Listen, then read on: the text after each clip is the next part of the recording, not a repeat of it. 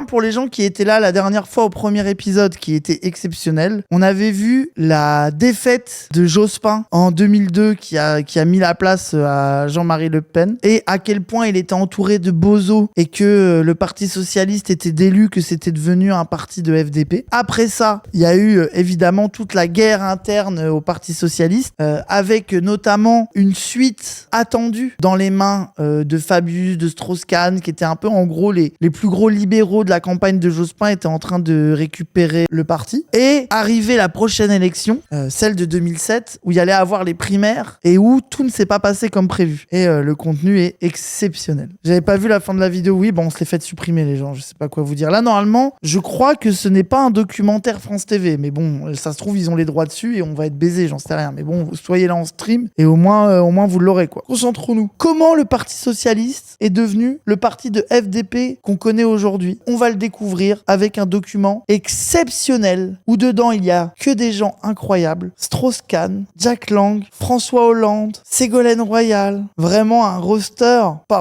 Ça va être incroyable. Plus de 60% des militants ont choisi d'avoir une candidate pour les représenter à l'élection présidentielle. 3 mois auparavant, ils étaient encore 6 à prétendre à l'investiture.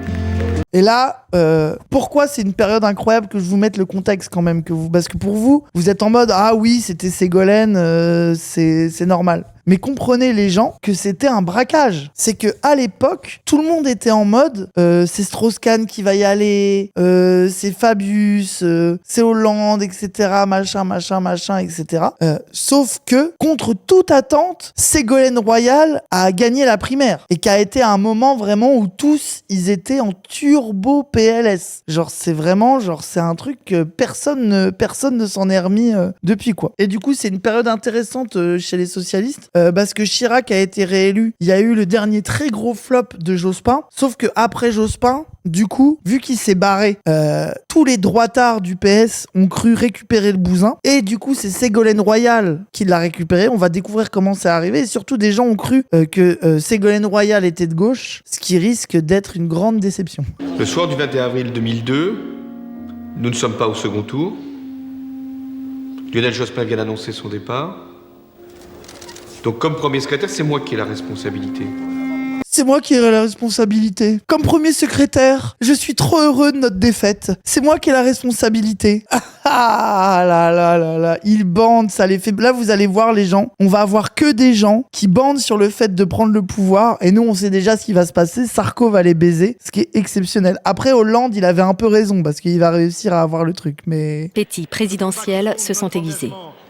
Laurent Fabius vient me voir, Dominique Strauss-Kahn aussi, pour me dire que l'un et l'autre sont candidats déjà à l'élection présidentielle.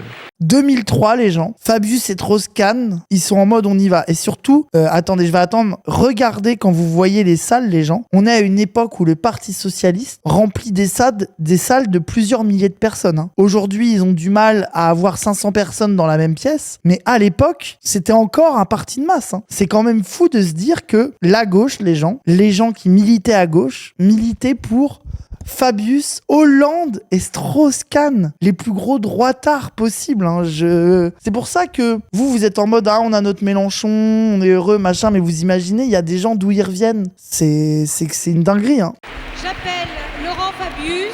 Laurent Fabius estime son heure venue. Laurent Fabius, il était censé être plus à gauche que MDR. Hein. MDR, je sais plus si... Putain, mais je me perds dans les dates. Oui, 2005, parce que en plus, là, on le verra plus tard, traité européen 2005, Fabius va... Il y a eu le traité, le vote pour le traité européen, qui était une accélération du libéralisme en Europe. Et Fabius va défendre le non. Et globalement, les gens qui défendaient le non à gauche, c'était les gens à gauche. La gauche du PS Mélenchon, il a milité pour le non, pour le traité européen. Et l'aile gauche du PS était pour le non. Pendant ce temps, Hollande, il faisait la campagne pour le oui. Il a fait des unes avec Sarko et tout. Hein. Donc c'était vraiment une méta où aimer la vérité. Non, mais Luch, il a milité pour le non. Vous rigolez. Mélenchon a voté oui. N'importe quoi. Vous confondez avec Maastricht. Ah, vous vous êtes fait gaslight. Ça, je reconnais. Vous venez des Jean-Michel souverainistes anti-Mélenchon qui ont spammé Mélenchon, il fait le mec de gauche, il fait le mec anti-européen, alors qu'il a voté oui à Maastricht. Oui, 92. Il y a des événements politiques entre les deux. JLM, il a fait partie de ceux qui ont le plus milité pour le non en 2005. Du coup, je me suis perdu, mais Fabius, ce qu'il faut savoir, c'est que Fabius, en 2005, il défend le non, mais en fait, il y croit pas. Lui, c'est un libéral de merde. Il le fait que pour se distinguer d'Hollande et espérer être un peu singulier et récupérer l'aile gauche du parti pour les primaires. Ce qui, spoiler, ne va pas marcher. Ça reste un bozo et un fils de pute de droite. La République ne Où on disait, c'est le peuple qui s'est trompé, et donc le peuple a tort. Ou on essayait d'apporter des réponses qui tiennent compte de ce terrible moment que nous avons eu à vivre ensemble. Le peuple s'est trompé. Le peuple a eu tort de ne pas voter pour Lionel Jospin, entouré de Hollande, Cambadélis et Jacques Séguéla. Non, comment c'est possible? Comment le peuple a pu faire une telle erreur de refuser de voter pour le Parti Socialiste? C'est pas ça qu'il dit. Claude Barthelone, basé? Mais c'est le GOAT alors? Bah si c'est pas ça qu'il dit, c'est trop bien alors. Lorsque nous rentrerons dans nos fédérations, dimanche, lundi, on nous dira avec Dijon comment c'était, nous dirons c'était bien, mais l'histoire de Dijon, c'est l'histoire du début de la reconquête. Wesh! Reconquête? Dog whistle zémouriste?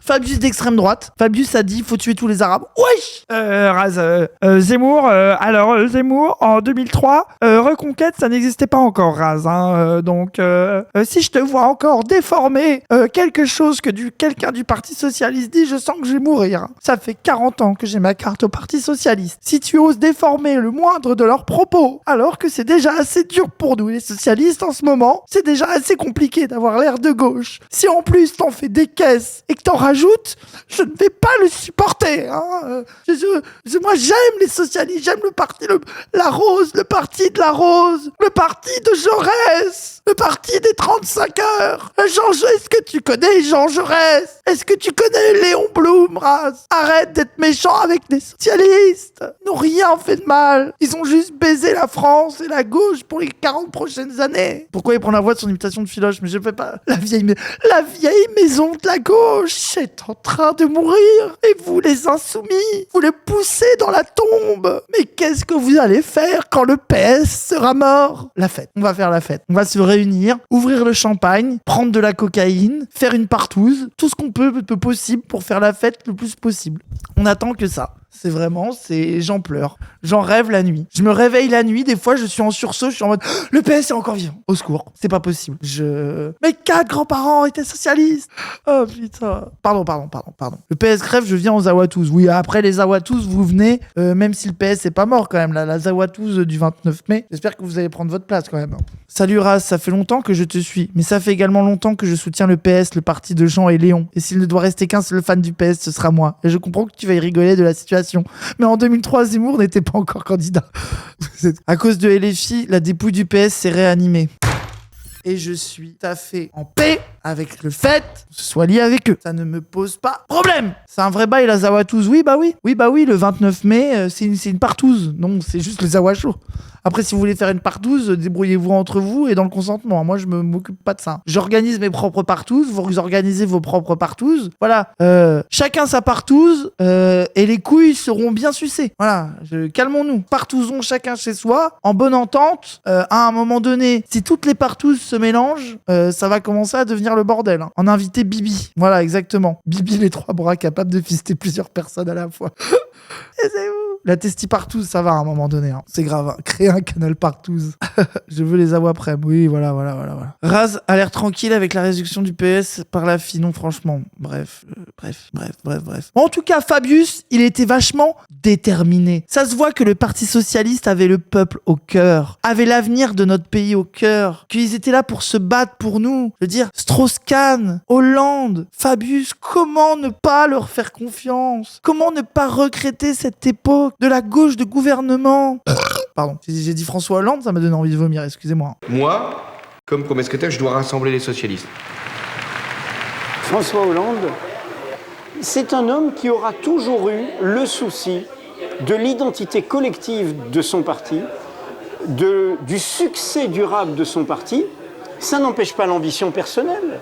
Mais La moustache qui frétille pour sucer François Hollande? Mais non, François Hollande a toujours eu au cœur l'identité, l'unité et le succès des socialistes. Vraiment, François Hollande a tout fait pour que le Parti socialiste soit un grand parti, qui ait beaucoup de succès, qui garde le pouvoir. Ça n'empêche pas d'avoir des ambitions.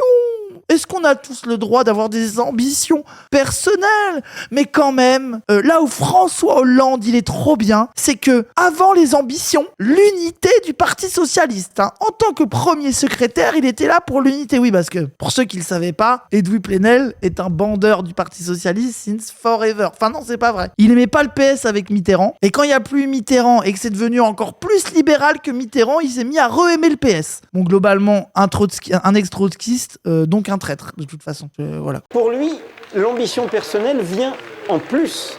Elle vient comme un possible en plus. Ah, mais là, vous vous rendez compte de Edoui... Non, mais là, les gens, blague à part. Edoui Plenel, qui vient faire le service après-vente de François Hollande, le pire président, je veux dire, François Hollande, élu, qui a tué à lui tout seul la gauche. Je sais, en fait, j'ai du mal à me rendre compte à quel point les gens ont oublié Hollande. J'ai du mal à savoir si la jeune génération, là, est-ce que vous vous rendez compte de la dinguerie que ça a été Hollande? Parce que les gens, en 2012, c'est Macron. Non, parce que en 2012, il y a eu le moment Jospin. Il y a eu deux mandatures de Chirac. Il y a eu Sarko qui a été élu. Sarkozy, ça a été un niveau de radicalisation de la droite énorme. Full mandat, sécuritaire, on va nettoyer ça au Karcher, de plus en plus de trucs racistes qui sont dits, tout un truc hyper droitier sur le côté bling bling, etc. 2005, traité européen, la France vote non, c'est-à-dire refuse le traité libéral, et ils arrivent à le faire repasser par un autre moyen, ils arrivent à nous baiser. Donc la France est vraiment en turbo colère, on est dans une France anti-Sarkozy au dernier degré. Genre il y a un truc où c'est vraiment c'est vraiment un moment anti-sarkozyste hyper vénère. François Hollande, et là on en parlera plus tard, la primaire de 2012, qui est une autre primaire. François Hollande, contre toute attente, primaire du Parti Socialiste, avec... tout le monde croit que ça va être Strauss-Kahn, je crois. Bon, je sais plus qui d'autre il y avait en face dans la primaire, mais il y avait Fabius Aubry. Bref, primaire de 2012. Bref, on en reparlera sûrement. Là, on va refaire toute la suite du truc. Et globalement... Hollande a 10% d'intention de vote dans la primaire du Parti Socialiste. Genre vraiment, c'est le moins cher de la primaire à l'époque. Personne n'y croit. Et il y a l'affaire Strauss-Kahn. Lui, il est dans une DA, un peu, il fait des petites blagues, machin, etc. Et contre toute attente, il gagne la primaire du PS. Et t'as l'entièreté de la gauche, ou en tout cas une bonne partie de la gauche, qui se mettent à bien aimer François Hollande, à le trouver un peu rigolo, à le trouver un peu sympa. Et surtout, lui, face à Sarko, qui était sous bling bling Rolex, il est en mode « Ah, moi, je suis le président normal, je suis un peu gentil, un peu rigolo. » Les gens se mettent à lui sucer la bite. Emmanuel Todd, qui fait des articles dans l'IB à base de le hollandisme révolutionnaire, ce genre de conneries. Bref, le débat, voilà, avec moi, président, tout le monde lui suce la bite. Il fait des discours, mon ennemi, c'est la finance, etc., machin. Il est élu, politique de droite pendant 5 ans, l'enfer sur terre, la loi travail, Macron Premier ministre, Valls, déchéance de nationalité, de plus en plus droitier jusqu'au bout, la gauche détestée pendant je sais pas combien de temps. Heureusement, Mélenchon est venu nous sauver, mais voilà quoi. Et Edoui Plenel fait partie de ceux qui, dans le monde des médias, ont le plus sucé la bite à François Hollande. C'est qu'il faut comprendre, les gens, qu'à l'époque, la sucerie de bite de François Hollande, mais est partout. Libé qui font des couves énormes sur lui en écrivant de gauche en énorme. Tout le monde lui suce la bite. Tout le monde dit qu'il va sauver la gauche, que c'est le président parfait, le président full-time exceptionnel. C'est vraiment tout le monde y est passé. Tout le monde lui a sucé la queue. Il y avait que Mélenchon qui était en face, sous parti de gauche avec le PCF là, à gueuler sur tout le monde. En plus, Prime 2012, Mélenchon exceptionnel. Bref. PS joue en sa faveur. C'est comme ça que, finalement, un peu seul, je gagne le congrès de Dijon, et largement, parce que les adhérents du Parti Socialiste veulent pas tout bousculer, veulent pas tout basculer. Oh bah. Ils veulent qu'il y ait de la cohérence. La cohérence, mais En fait, ce qui est ultra deep, c'est que regardez-les, dans ce documentaire, ils essayent de te vendre des différences politiques entre Strauss-Kahn, Hollande et Fabius. Fabius, il est un peu moins connu, mais c'est du Hollande bis, je veux dire. Alors que tous, c'est des droitards libéraux. Et vraiment, les gens de gauche, même moi je commençais à me politiser. Bon, 2002-2003, j'avais 13 ans, donc c'était pas incroyable. Mais Hollande, j'étais déjà... Et vraiment, on se posait premier degré la question de Strauss-Kahn, Hollande, lequel est le plus de gauche, lequel... Personne n'avait vu que tout ça était une immense enculade du Parti Socialiste, un parti rempli de traîtres, de lâches, droitards, dégénérés, complètement libéral. Et à gauche, ça parlait d'eux en mode « Ah, ils sont plus ou moins de gauche, ils ont pas les mêmes stratégies. Ah, quand même, Strauss-Kahn, il a une bonne légitimité avec le FMI. Et puis au moins, comme il connaît bien l'économie, peut-être que quand il fera des trucs de gauche, il le fera de bonne façon. » C'était les questions que se posaient des gens qui aujourd'hui votent Mélenchon et sont déradicalisés. Mais c'est pour dire à quel point le cerveau de l'électorat de gauche était grignoté par le libéralisme. Parce que ce projet est injuste, parce que ce projet est dangereux. François Hollande s'impose comme le chef du PS. Laurent Fabius obtient le poste de numéro 2 du parti. Mais déjà, Laurent Fabius obtient le la tribune, ouais, c'est... Regardez la taille du truc, quoi. Poste de numéro 2 du parti. Les gens, un congrès du PS, là. Là, c'est le congrès juste pour la direction du PS. Vous avez vu le nombre de gens que ça réunit ? Il ne sera donc pas élu. Et pourtant, il gouverne. Cet adversaire, c'est le monde de la finance. Les stock options. Ça, les gens, ça a été un switch. Parce que, pour que vous compreniez, mais ça, en vrai, je vais pas en parler maintenant. La campagne d'Hollande, on fera un stream spécial là-dessus. Je veux pas trop faire de détails là-dessus. Mais vous inquiétez pas, on refera un stream sur toute la période Hollande et comment il nous a baisés. Ça en fera un autre. Il avait fait un régime et tout. Mais là, c'est une autre période, les gens. Là, c'est une autre période. C'est avant, là, on n'est pas encore arrivé là. On va faire ça en ordre. François Hollande, il réagit comme un militant.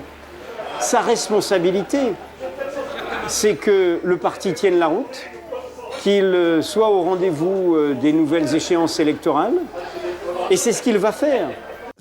Le service, s'il ne suce pas la bite de François Hollande, il meurt. Ce n'est pas possible, quand même. François Hollande, c'est vraiment un militant, quoi. Pense à la suite. Et en plus, le pire de tout ça, vous vous rendez compte, il va le faire parce qu'il est trop fort, mon petit François d'amour. Mon petit François, mais c'est une dinguerie, il suce la bite comme ça, c'est un putain de droitard de merde. C'est horrible. Et déjà, et à l'époque, les gens, parce que moi, je vous décris une gauche sclérosée, qui arrive pas à voir que c'est l'aile droite. Je veux dire, déjà à l'époque, t'as déjà une critique de gauche du Parti Socialiste. T'as des partis à la gauche du PS qui disent, et même à l'intérieur du PS, t'as une aile gauche anti-Hollande. T'as déjà les Mélenchon qui existent et des gens qui sont à l'aile gauche du PS et qui ont un discours pour dire que aller de plus en plus dans l'accompagnement des institutions européennes, du libéralisme, que c'est de la merde, qu'il faut revenir à quelque chose de plus sérieux, etc. Leur erreur à l'époque, Mélenchon, à un moment, il va se nachave, mais il pense encore que c'est de l'intérieur du PS qu'il faut avoir cette critique là, alors qu'en fait ils sont là que pour préserver les gens de gauche, parce que justement c'est ça le principe. Là où c'était fort le PS à l'époque, c'est que comme t'avais des Mélenchon et des gens avec un discours beaucoup plus social et de gauche, toutes les sections qui aimaient bien les Mélenchon et tous les gens de gauche, ils étaient en mode bon, c'est Hollande, c'est la side de droite, mais bon, moi je fais partie d'un courant bien plus à gauche au PS et ils vont être obligés de nous céder des trucs, ils vont continuer à nous écouter. Mais oui, en fait les gens de gauche, l'aile gauche du PS, ils avaient beau critiquer Hollande, en fait, c'est parce qu'ils étaient là que des gens plus à gauche qu'Hollande continuaient de voter pour lui et disaient bon, moi j'ai pas voté pour lui au congrès, mais bon, je suis socialiste, et puis chez les socialistes, il y a toujours Mélenchon, et il y a toujours Emmanueli, et il y a toujours Filoche, et il y a toujours Montebourg, et donc il y a quand même mon aile gauche qui fait que j'y reste, et t'as un truc de bon, bah, et c'est ça qui crée aussi le déni, l'acceptation des droitiers, c'est que tu te dis, bah quand même, ils sont toujours avec des... Enfin voilà quoi, genre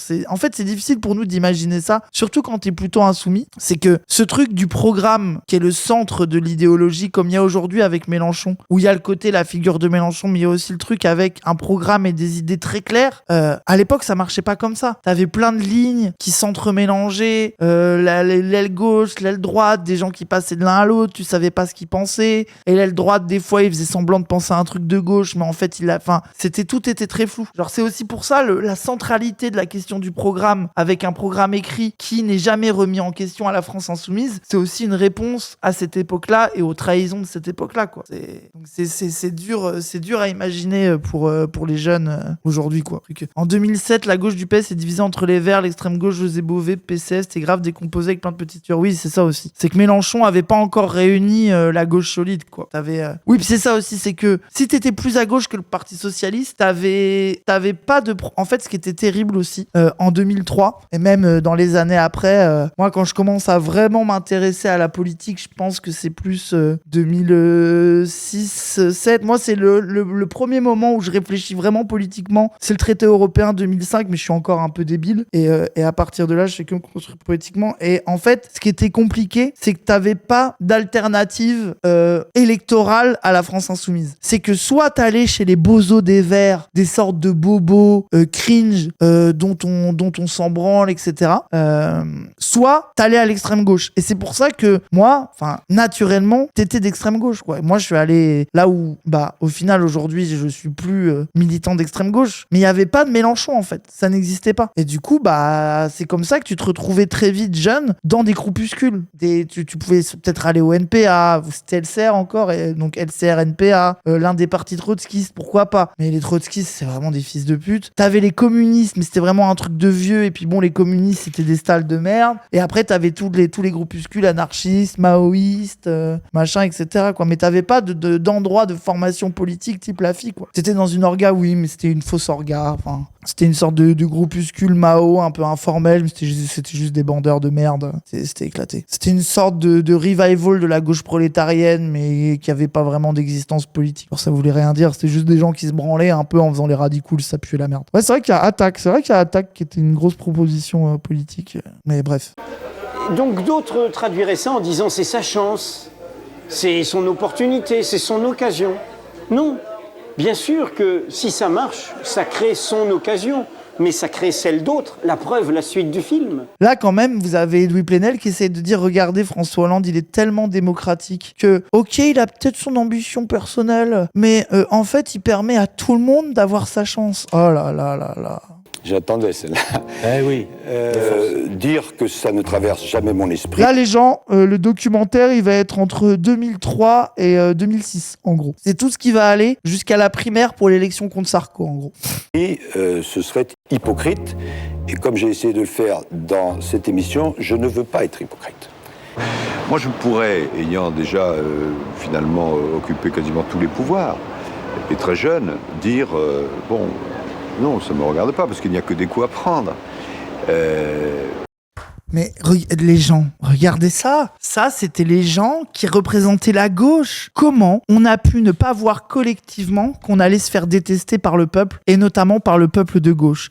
D'avoir des mecs qui parlent comme ça, et qui disent, mais attendez, mais moi qui ai tous les pouvoirs, qui ai eu tous les pouvoirs, depuis que je suis très jeune d'ailleurs, j'ai été partout, j'ai dirigé de toutes les manières possibles, je pourrais dire, mais non, je ne vais pas faire ça, il n'y a que des coups à prendre en étant candidat à la présidentielle. Enfin, je ne fais pas par plaisir. J'ai déjà dirigé. Je le fais, je me donne il me donne envie de vomir. Je me donne au peuple de gauche. Faut que j'arrête le Palestine Cola, il me fait rôter un peu. Il est très bon le Palestine Cola, hein, mais ça me donne envie de rôter. Hein. Mais si je fais cela, c'est parce que je pense que je peux apporter quelque chose. C'est peut-être très ambitieux de dire ça. Je peux apporter quelque chose. C'est ambitieux de dire cela, mais j'y crois, mais ce n'est pas par plaisir, hein. Vraiment rien à voir du tout. Hein. Je peux apporter quelque chose, c'est peut-être très ambitieux de dire ça. Nique ta mère. Aux socialistes d'abord, et puis au pays.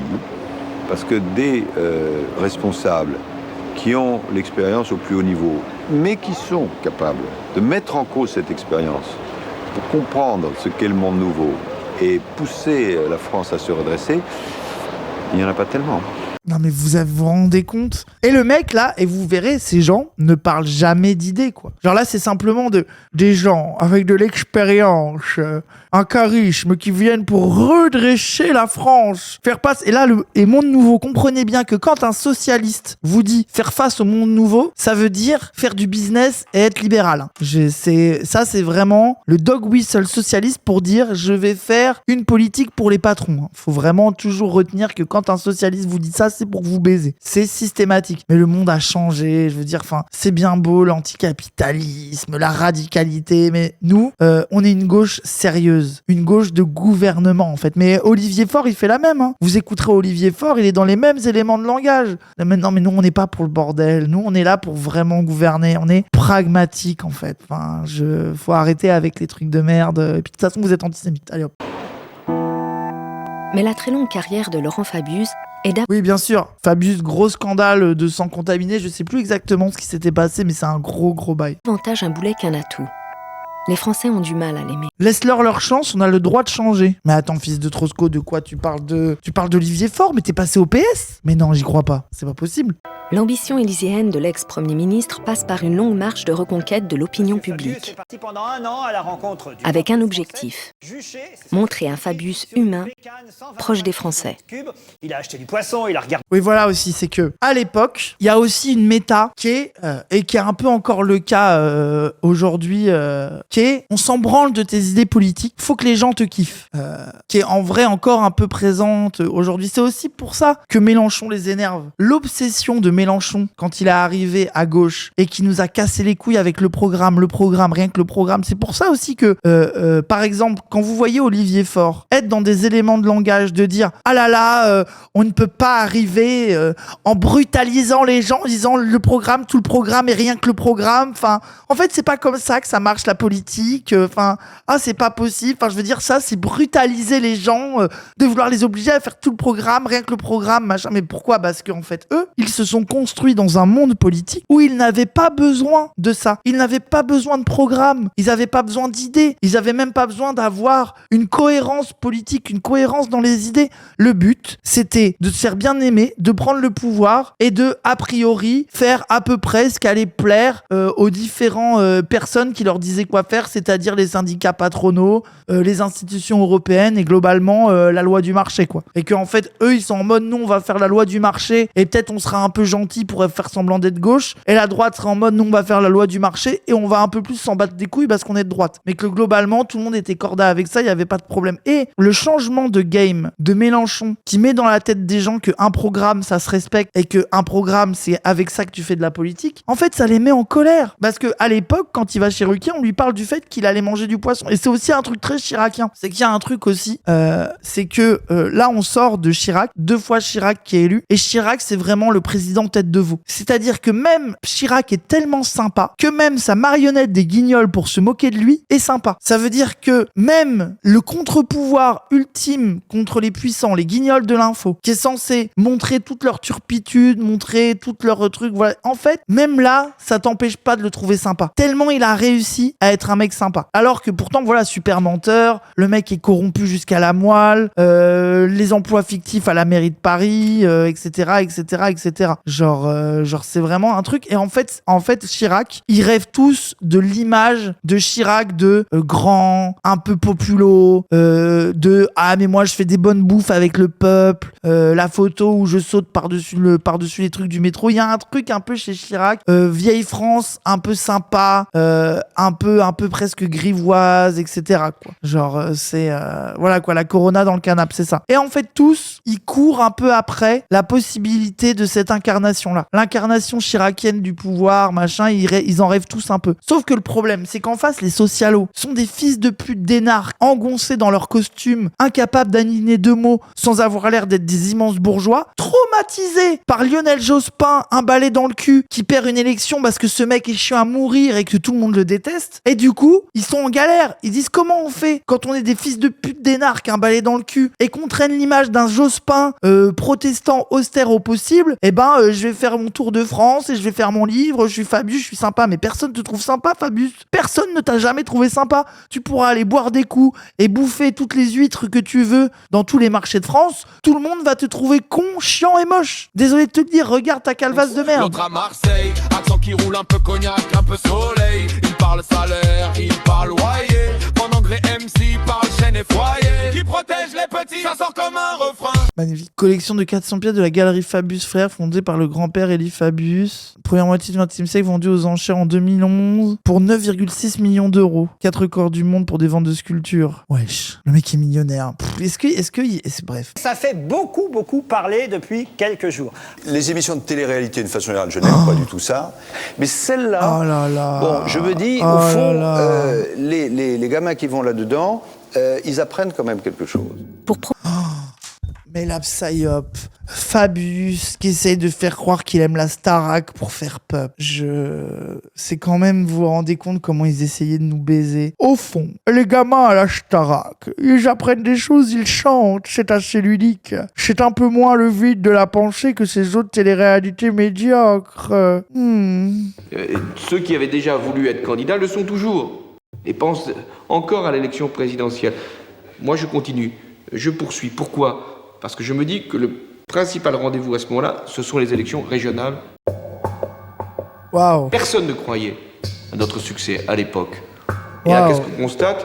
Que c'est le Parti socialiste qui, avec la gauche, obtient le meilleur résultat de son histoire, 20 régions sur 22. Alors là, Ça, les gens, 20 régions au régional. Eh ben, génial. Eh ben, ça fait plaisir.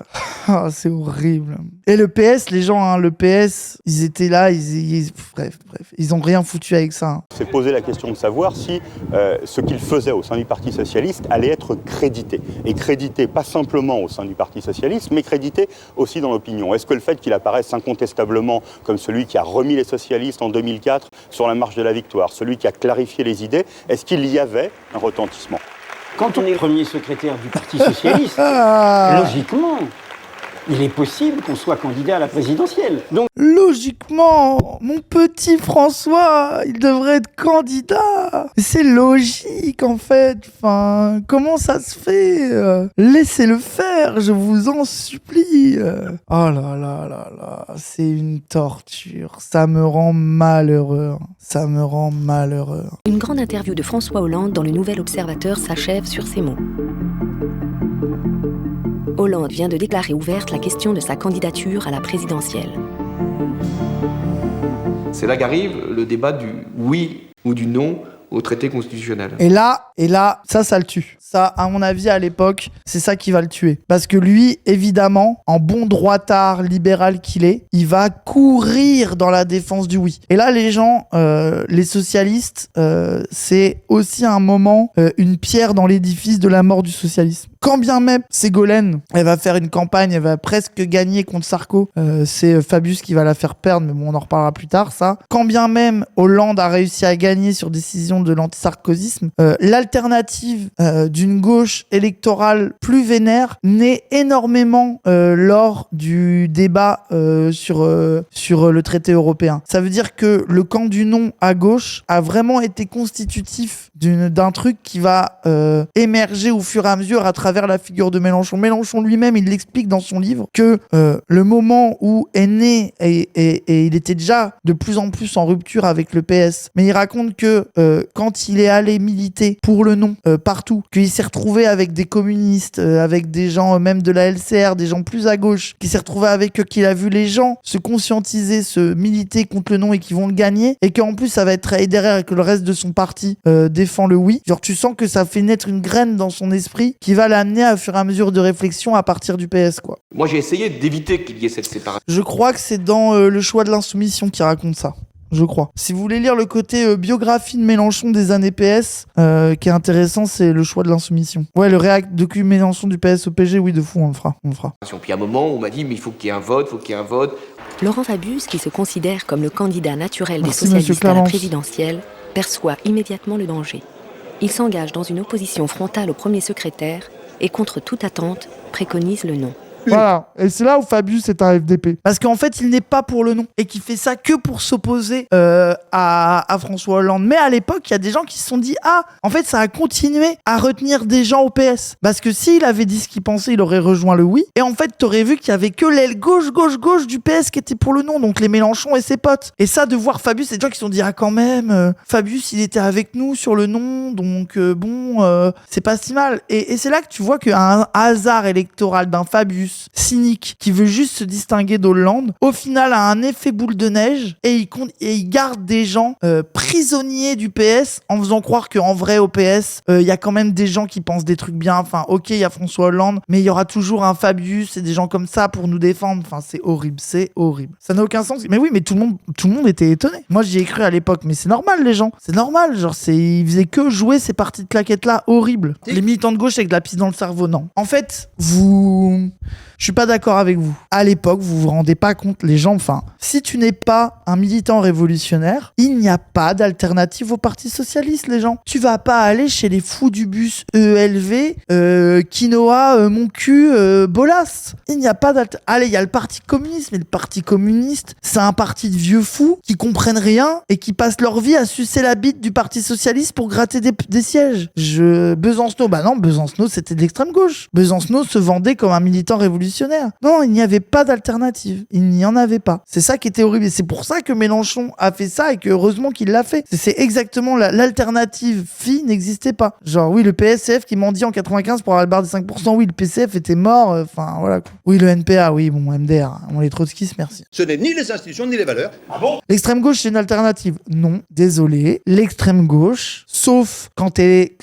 plus la merde comme le NPA aujourd'hui, l'extrême gauche réunit les organisations révolutionnaires qui ont une stratégie de prise du pouvoir à travers la révolution. Donc non, ce n'est pas une alternative réformiste au Parti Socialiste. C'est pour ça que la FI a fait ça. C'est que les gens ne veulent pas faire la révolution massivement à gauche. Ils veulent voter pour quelqu'un qui va faire une politique de gauche. C'est ça l'inspiration d'une grande partie des gens de gauche. Et c'est pour ça que Mélenchon, ça a marché et que le NPA n'a pas marché. Voilà, c'est tout. Le NPA, ils ont réussi à faire un beau score une fois tellement le PS était de droite. À la seconde où Mélenchon est apparu, ça les a tués parce que les gens, ils votaient pas pour une stratégie révolutionnaire, ils votaient pour autre chose que le PS. Et juste voter pour autre chose que le PS, ça marche pas. T'as envie de voter pour un truc dans lequel tu crois. Imputer la responsabilité au parti révolutionnaire est culotté. Mais je ne dis pas que les partis révolutionnaires, c'est de leur faute. Je dis qu'ils ne sont pas une bonne alternative à un électorat de gauche qui globalement adhère au réformisme, puisque ce sont des partis révolutionnaires. Je sais pas de leur faute, c'est de la faute de la gauche de pas avoir produit un Mélenchon plus tôt. Arrêtez de vous baver dessus. Bref,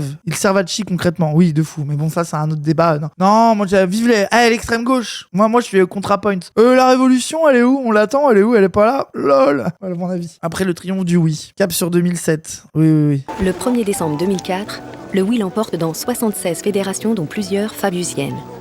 Et voilà. Et c'est là où quand même les gens qui sont restés au PS, c'est une dinguerie, parce que les congrégations PS votent largement pour le traité constitutionnel européen, qui est une putain de psyop droitarde libérale. C'est-à-dire, le parti était mort, quoi. Genre, c'est là, les gens, ils auraient dû ouvrir les yeux. Je sais pas, genre, c'est pas possible. Dans la foulée, il est invité à l'émission 100 minutes pour convaincre, où sur la question de sa candidature à la présidentielle, il répond: je ne reste pas en Corrèze pour régler un compte personnel avec Jacques Chirac. Je pense qu'il faudra que j'aille voir à l'étage supérieur. Le contenu du traité, c'était full accélération, des trucs de libre-échange. En gros, c'était tout ce qu'est l'Europe aujourd'hui, c'est-à-dire un outil de mise en place pour le business et le libéralisme. C'était un traité très compliqué avec beaucoup d'articles qui intronisait cette direction-là et qui officialisait, si ce n'était pas déjà le cas, encore plus les institutions européennes comme outils de reproduction et de légitimation du libéralisme, quoi. En gros. Voilà. Et t'avais plein de trucs à l'intérieur qui étaient ultra crades, voilà quoi. Voilà ça. Et en lui donnant une valeur supralégale, c'est ça. Qui allait au-dessus, c'est que c'était aussi un moment où ça enlevait du pouvoir aux États. Voilà. Où encore plus l'Europe pouvait encore plus imposer le libéralisme aux États membres. Voilà. Constitutionnalisation du libéralisme, exactement. Socialiste, la campagne est une formalité. Les sondages prédisent une majorité de 60 à 65% pour le traité. Le premier secrétaire 60 à 65% du PS fait alors peu de cas des partisans du non. Voilà, et c'est ça aussi, c'est que à l'époque, le PS, ils ont l'impression que c'est gagné, que la France, tout le monde est pro-européen, que c'est gagné d'avance. Le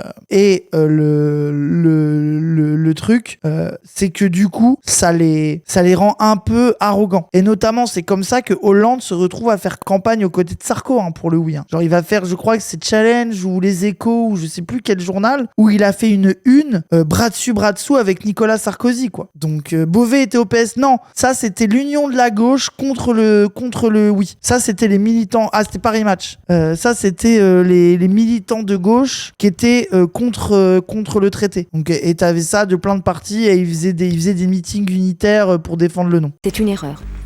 Les minoritaires viennent d'être rejoints par Laurent Fabius qui apporte au non sa double crédibilité de Voilà, et l'État. donc vous avez Besancenot, Mélenchon, Beauvais, Fabius. Pro-européen. Je crois que la position qui permet d'avoir une Europe plus forte, une Europe de paix, une Europe sociale, une Europe vraiment puissante, je pense que c'est un nom d'espoir, un nom constructif qui va le permettre.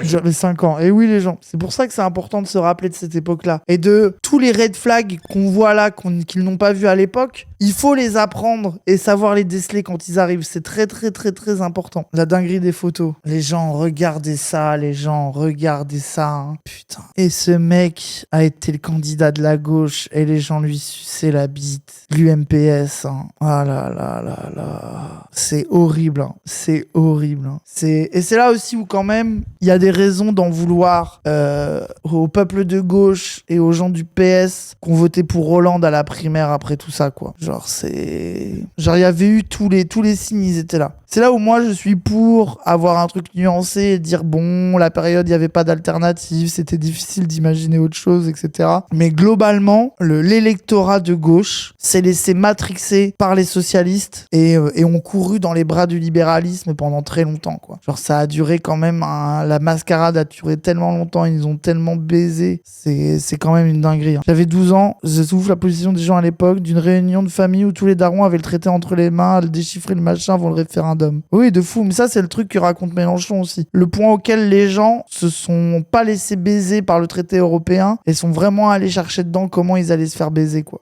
C'était un gros moment de politisation. Hein. La fille s'est ralliée au PS, oui. Oui, c'est ça, et nous remettre le PS au cul avec la NUPES, enfin, c'est horrible. Que si j'obtenais moi-même une réponse favorable des militants socialistes, ce qui a été le cas, puis ensuite une confirmation dans le pays, je serais candidat. Et lui ne pourrait pas l'être. Donc il y a eu aussi, sûrement, mais c'est pas condamnable sur le plan politique, une part de calcul. Au cours de la campagne référendaire, une couverture de Paris Match montre deux hommes tout sourire dans un... Putain de merde, de fils de pute de merde, qu'est-ce qu'il me baisait, celui-là. Même costume, presque jumeaux. L'effet est ravageur. Mon daron, il s'en est pas remis depuis, il vote plus du tout, c'est un abstentionniste intégriste. Oui, il y a ça aussi, c'est que parle des gens que Mélenchon, il a récupéré, mais la vérité, Hollande, ce qu'il a créé à gauche, c'est de la putain de l'abstentionnisme, voire des gens qui sont partis chez le RN, carrément. Auprès des militants socialistes, déjà mal à l'aise face aux accusations de collusion avec la droite. Hollande appelle au secours le retraité de l'île de Ré.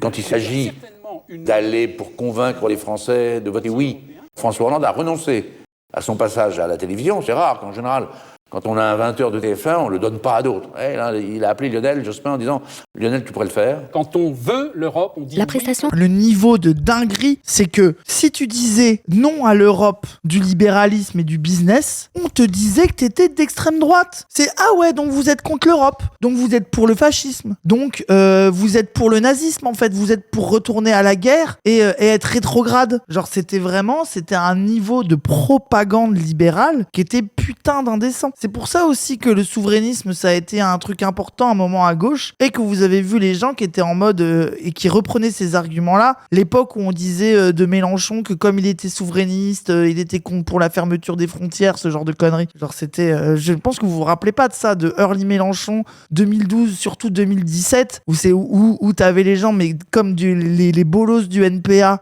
comme les trucs, ils étaient en mode non mais Mélenchon, le souverainisme, en fait c'est du nationalisme et nous on est internationaliste en fait et on n'aime pas ça le souverainisme, c'est déjà un peu le nationalisme et ce genre de conneries de merde. Ça a été que des gens à gauche de Mélenchon comme des gens à sa droite étaient dans ce genre de conneries quoi. Le non, le oui repasse en tête. Mais l'effet Jospin ne dure pas. Rejette la Constitution européenne, le non l'emporte largement. 98% des électeurs communistes et 56% des électeurs socialistes ont voté contre le traité. Et voilà. Rue de Solferino. Et c'est là où il y a un problème. C'est que 80% des cocos ont voté contre, ça c'est basé. 56% des électeurs socialistes ont voté contre, alors que 65% sont censés avoir voté oui dans le vote interne. Donc il y a deux questions. Soit ceux qui ont leur carte sont totalement déconnectés de la société, soit c'est truqué, soit les deux. Mais c'est là que tu vois le début de la séparation de l'électorat de gauche / socialiste des socialistes et même des militants socialistes, de ceux qui votent pour les congrès. Ceux qui votent pour les congrès sont totalement dégénérés dans le droitardisme et le libéralisme, et ils sont en décalage avec les aspirations de gauche qu'on voit encore aujourd'hui, où tu regardes les socialistes, ils détestent tous Mélenchon et ils veulent revoir Hollande candidat en pensant que le peuple de gauche veut ça. Bah non, vos congrès ne sont pas représentatifs des instincts du peuple de gauche, et ça se voyait déjà à l'époque. La soirée est lugubre. Hollande, blême, visiblement sonné, s'enferme dans son bureau pour rédiger sa déclaration qu'il lira devant les caméras d'une voix blanche. La France vient de dire non au traité constitutionnel. Si le vote des Français avait été conforme au vote des adhérents du Parti socialiste, nul doute qu'à ce moment-là, j'aurais été premier secrétaire et candidat. Mais dès lors qu'il y a eu cette distorsion, cet écart, cette division aussi entre socialistes... Merci Silène Horn, merci beaucoup. J'étais amené, et je revendique ce rôle, de nouveau à rassembler les socialistes.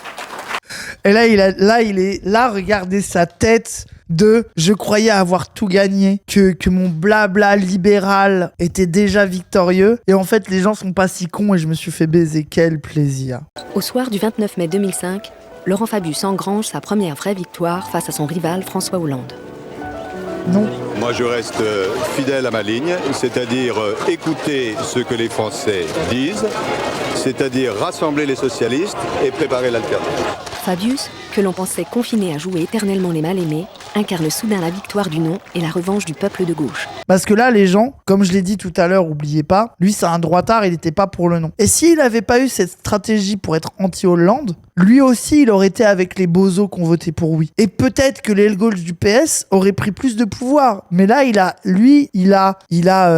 gratté, il a récupéré, il a hijack le contre-pouvoir à l'intérieur du PS au libéralisme. Il a hijack en faisant croire qu'il était avec eux, alors que pas du tout. Ce qui est vrai. C'est là que tu vois que c'est vraiment un parti de FDP, de calculateurs cyniques de merde.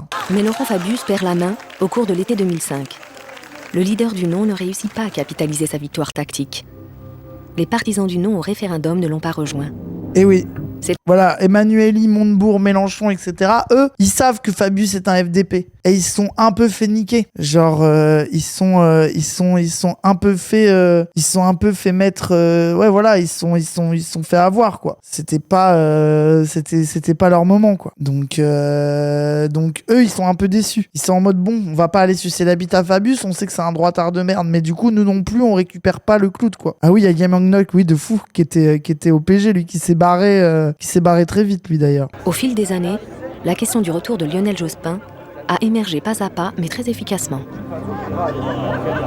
Je crois que dans un premier temps d'abord, il s'est posé la question, de son souhait profond. Souhaitait-il vraiment revenir en...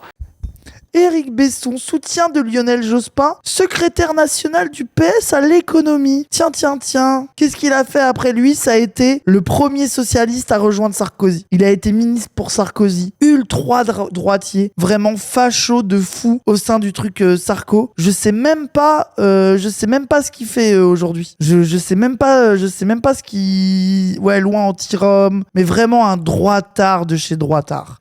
Et là, lui, il était soutien de Jospin. Il était au PS. Oui, ministère de l'identité nationale, de fou. Et la strate de Sarko, c'était je fais le ministère le plus droitier possible, l'identité nationale, et j'y mets un mec du PS pour faire genre, ah là là, Sarko, il a adoré, il a récupéré Besson, il a récupéré Kouchner, je sais plus quel autre socialiste il a récupéré, mais bon, c'est là que tu vois que, voilà quoi. Fadela Amara, oui, de Ni Puni Soumise, bien sûr. Chikirou. Ah, mais non, Chikirou, elle y a passé un mois et c'est Nachave. C'est là que tu vois que socialiste n'est pas de gauche, mais oui. Mais tu vois, encore un red flag, combien de socialistes sont allés chez Sarko? C'est Patrick Buisson. C'était Patrick Buisson, l'identité. Ah, mais Besson, il avait. Ah bon, il avait quel ministère alors, Éric Besson? Conseil stratégique, mais c'est quel ministère qu'il a eu? Je me rappelle plus. Non, c'était Éric Besson. C'était l'industrie. Voilà, franchement, les gens, je suis incapable de me rappeler. Besson, c'est l'identité nationale. Oui, voilà, il avait mis un socialiste au bail, on est d'accord. C'est une dinguerie. Hein. Ah, mais Buisson, c'était un mec du PS à la base. Ouais, je me rappelle plus. Jean-Pierre Juillet. Ouais, eux, je me rappelle plus assez. Immigration et identité nationale. C'est Hortefeux à l'origine. Tournant archi-droitier, c'est Buisson. Le délit d'aide à personne en situation irrégulière, c'est lui. Oh. C'est de la folie. Hein. C'est à partir de ça qui criminalise les Cédric Herrou et tout, quoi. Tradition, organisation de l'immigration illégale. Le proto-Manuel Valls. Oui, bah oui, c'est ça. Hein. Mais Manuel Valls, je pense que lui, il aurait rêvé un truc comme ça. Hein. Il attend que ça. Hein. Manuel Valls, je pense que un Ciotti est élu, on lui propose un poste, il y va. Je me demande même s'il va pas au RN. Je me demande même si Valls, il accepte pas un poste de ministre du Rassemblement national. Puis en 2004, un soutien sans réserve en faveur du oui pour le référendum européen.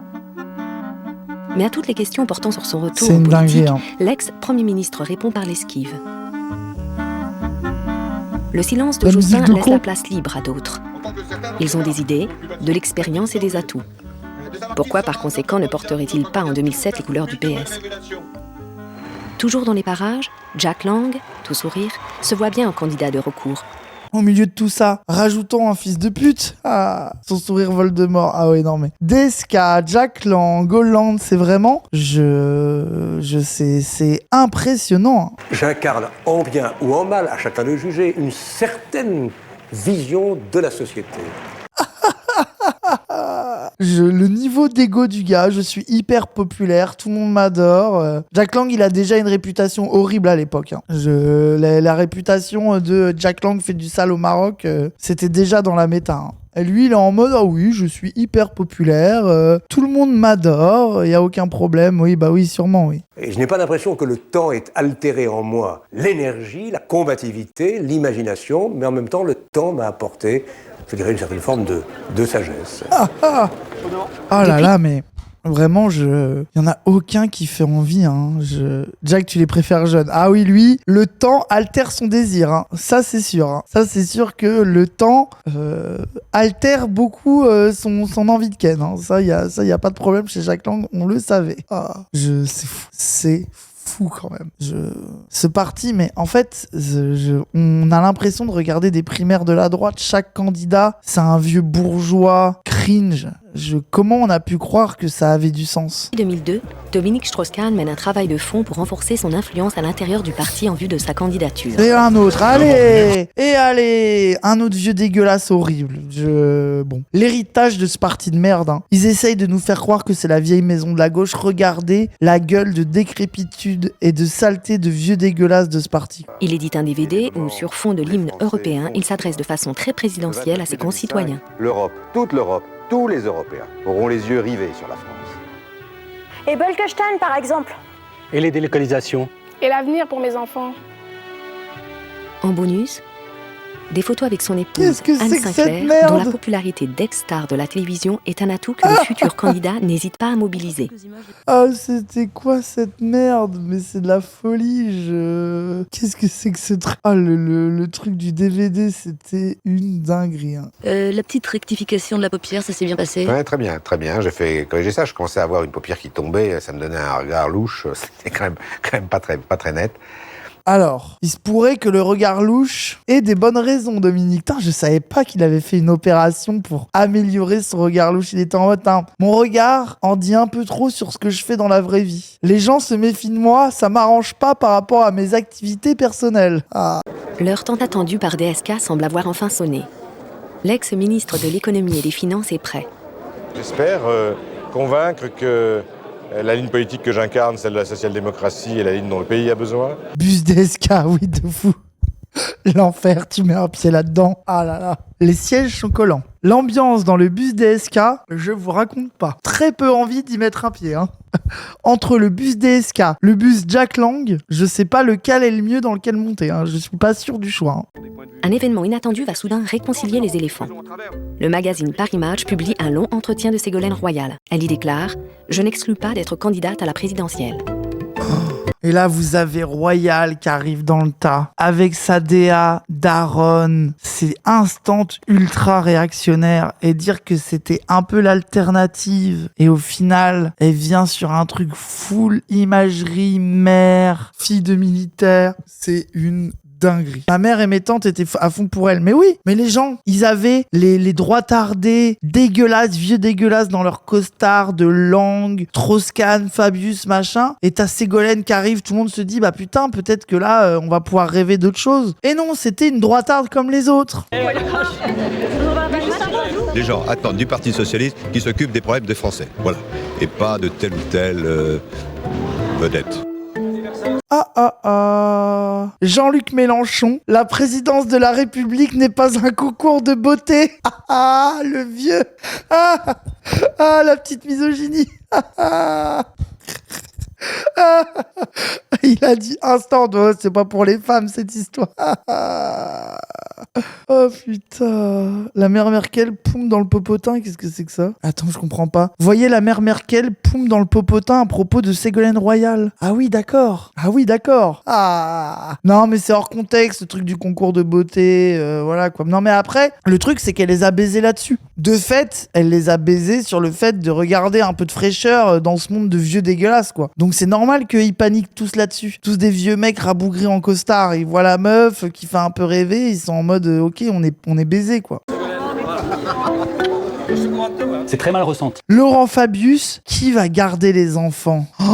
Wow, le niveau de... Mais en fait, c'est ça aussi qui crée directement de la sympathie pour Ségolène Royal. C'est ça. C'est le niveau de misogynie qu'elle a pris quand elle a été candidate. C'était une immense dinguerie, comment ils lui ont chié dessus. T'as vraiment le boys club du Parti Socialiste qui s'est retourné contre elle. Alors qu'en réalité, c'était la même droitarde qu'eux. Elle avait les mêmes idées qu'eux. Pourquoi ils s'en méfiaient? Vous inquiétez pas, elle aurait fait la même politique que vous. Chez les militants, d'abord parce que il y a eu beaucoup d'attaques. Au gouvernement Macron pour les trucs d'environnement et tout, hein, donc bon. Il faut reconnaître. On avait dit le défaut de Ségolène, c'est son mari. Oui, ça, on le verra si on regarde un docu sur la campagne. Je sais pas si on le fera parce que bon. Mais en campagne, ce génie de Montebourg, on lui avait demandé quel est le seul défaut de Ségolène Royal. Il avait répondu son mari. Quel génie. Ça, je suis désolé, elle est bien celle-là. Et ça, c'est pas misogyne, ça. Voilà. Ça, c'était quand même un peu plus basé. D'ailleurs, il avait pris très cher à cause de ça. Les éléphants s'y perdent. Est-ce un missile contre Lang et DSK ou une alternative à la candidature Hollande? Bien sûr qu'il y a une course relais entre Ségolène Royal et François Hollande. À partir de l'été 2005, échec du référendum, et Ségolène occupe le terrain. Mais il a écrit un livre avec François Hollande. Auteur avec François Hollande de Devoir de vérité. Putain, mais il en parle pas souvent de ce livre-là. Qu'il a écrit un bouquin avec Hollande. Non, mais c'est fou quand même, hein. C'est étonnant, ça. Tu vois, c'est un truc où, dans la carrière d'Edoui Plenel, c'est pas un truc dont on parle si souvent que ça, quoi. Il avait dit quelque part que c'était le seul homme politique qui le tutoie. Tiens. Ah, ok. Pas de problème. Chacun des candidats était occupé à se positionner par rapport à Hollande. Ils se sont mis très tôt en mouvement pour la candidature. Est-ce que ça a servi leur cause? Nous verrons avec le vote des militants. Mais ça a sans doute permis à Ségolène Royal de surgir. Et comme en plus on déniait au premier secrétaire l'exclusivité de la représentation socialiste au sens de la candidature, alors on empêchait qu'il y ait une cohérence d'un choix de parti, et on permettait à ce moment-là, et c'était normal, à l'une, à l'autre, de pouvoir prétendre. Là où Hollande est un génie, c'est qu'il a envoyé Ségolène au casse-pipe surtout. C'est que, bon vas-y, on va la sacrifier, parce que de toute façon, moi, j'ai pas l'appareil avec moi. Là, à l'intérieur du parti, tout le monde veut me faire. Elle va se faire griller, de toute façon, elle va se faire chier dessus, et lui, il était très content que les socialistes niquent sa campagne. D'ailleurs, c'est l'une des raisons du fait, tout le monde sait qu'ils sont turbo pris la tête à cause de ça, parce qu'elle se faisait chier dessus par l'appareil socialiste, et lui, il faisait rien contre ça alors qu'il était premier secrétaire. D'ailleurs, c'est connu qu'elle l'a confronté le soir de la défaite en mode façon, t'as voulu me baiser. Et lui, il était très content, comme ça, en 2012, il est arrivé comme une fleur, et il a raflé le poteau rose. Pourquoi il voulait pas qu'elle gagne? Parce que c'est une femme.